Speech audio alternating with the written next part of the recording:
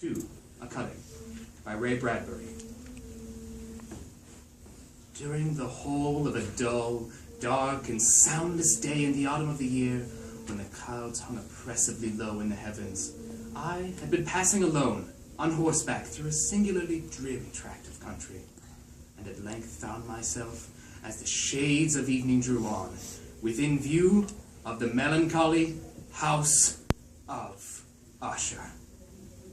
Stendhal drank it in, the dreariness, the oppression, the fetid vapors, the whole atmosphere, so delicately contrived and fitted.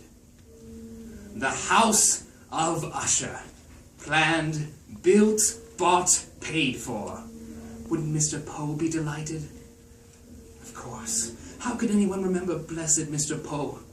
All his books were burned in the Great Fire 30 years ago. Heartlessly. Oh, it started very small.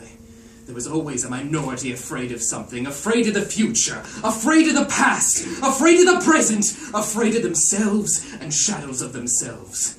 Every man, they said, must face reality. Everything that was not so must go.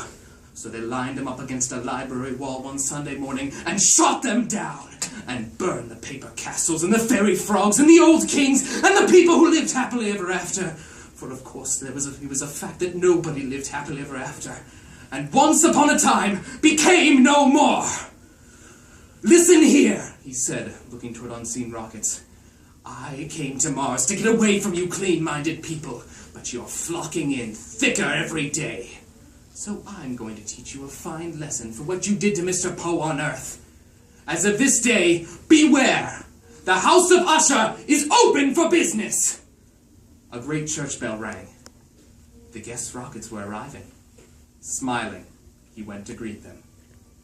Eminent people, one and all, members of the Society for the Prevention of Fantasy, advocates for the banishment of fairy tales, burners of books, bearers of torches. Good, clean citizens, one and all, who'd waited until the rough men had come up and buried the Martians and cleansed the cities and made everything safe.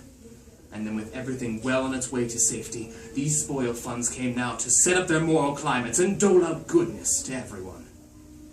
Welcome to the vast halls of death. Enjoy yourself, for tomorrow it will be a ruin. The house was ablaze with life and color.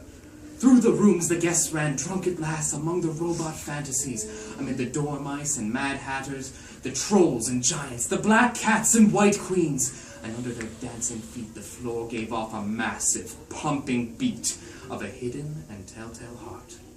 A man approached him. I'm Garrett, investigator of moral climates. Suppose you tell me about this place, Stendhal? It's a haunted castle, if you like. I don't like. Stendhal, I don't like.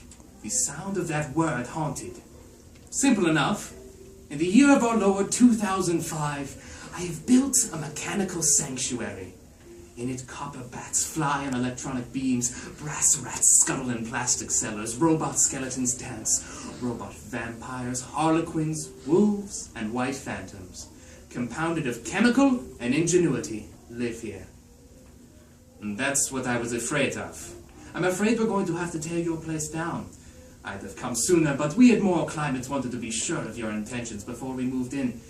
We'll have dismantlers and the burning crew here in 1 hour to knock props out from underneath this terrible place. Thanks for telling me. In the meantime, you might as well enjoy this. A little wine? A woman screamed. Miss Pope ran up, her face the color of a cheese. The most horrid thing just happened! I saw Miss Blunt strangled by an ape and stuffed up a chimney! They looked and saw the long yellow hair trailing from the flue. Horrid!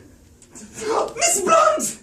Yes? But I just saw you cracked up the flue! No. A robot of myself. A clever facsimile. Oh, don't cry, dear. I'm quite all right. Let me have a look at myself. Oh, so there I am, up the chimney like you said. Isn't that funny? Miss Blunt walked away, laughing. Another scream. Mr. Steffens, borne upon the shoulders of 4 white rabbits, was carried down a flight of stairs which magically appeared on the floor. Into a pit. When Mr. Steffens were bound and tied, he was left to face the advancing razor steel of a great pendulum which now whirled down, closer and closer to his outraged body. "Is that me down there?" said Mr. Steffens. He bent over the pit. "How strange, how odd to see yourself die." The pendulum made a final stroke. "How realistic," he said, turning away. "Why, I remember that! From the old forbidden books! And the others, the pit, the pendulum, and the ape, the chimney, the murders in the Rue Morgue. In a book I burned, yes. Would you like to see what we have planned for you, Garrett?" "Certainly. What's the difference? We'll blow the whole thing up anyway." He led Garrett down into the earth, down a flight of stairs, through numerous passages, and down again upon a spiral staircase, into the earth, into the catacombs. "What do you want to show me down here?" "The Amontillado." "The what? Haven't you ever heard of the Amontillado? Don't you recognize this?" He pointed to a cell and produced a trowel from underneath his cape, smiling. "What's that thing? Come." They stepped into the cell. In the dark, Stendhal affixed the chains to the half-drunken man. "What are you doing?" "I'm being ironic. Don't interrupt a man in the midst of being ironic. It's not polite." "There! You've locked me in chains!" "So I have." "What are you going to do?" "Leave you here." "You're joking!" "A very good joke." "Where's my duplicate? Don't we get to see him killed?" "There's no duplicate." "But the others!" "The others are dead. The ones you saw killed were the real people. The duplicates, the robots, stood by and watched." Garrett said nothing. "Now you're supposed to say, 'For the love of mankind, Monstressa.' And I will reply, 'Yes, for the love of mankind.' Won't you say it? Come on now, say it! You fool! Must I coax you? Say it. Say, 'For the love of mankind, Monstressa.'" "I won't, you idiot! Get me out of here!" "Here, put this on." "What is it?" "A cap and bells. Put it on and I might set you free." "Stendhal, put it on, I said!" Garrett obeyed, the bells tinkling. "Don't you have a feeling this has all happened before?" Setting to work with the trowel and mortar and brick now. "What are you doing?" "Walling you in. Here's one row, here's another." "You're insane!" "I won't argue that point. You'll be prosecuted for this!" Garrett took a brick and placed it on the wet mortar, humming. The bricks rose higher. "Let me out! Let me out!" There was one last brick to shove into place. Garrett, do you realize why I've done this to you?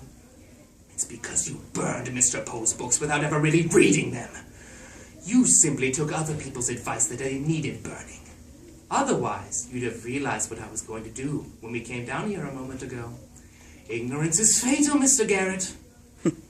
Garrett was silent. "Now, if you'll please say, 'For the love of mankind, Monstressa,' I might let you free." The man's face came into the light. There was a hesitation. "For the love of mankind, Monstressa." "Ah," said Stendhal, his eyes closed. He shoved the last brick in place and mortared it tight. "Requiescat in pace, my friend." He hastened from the catacombs and out of the great house, across the moat, to where a helicopter waited. He looked at the great house, smiling. It began to crack down the middle as with an earthquake. He watched the magnificent sight as he recited in a low, cadenced voice. My brain reeled as I saw the mighty walls rushing asunder. There was a long, tumultuous shouting sound like the voice of 1,000 waters.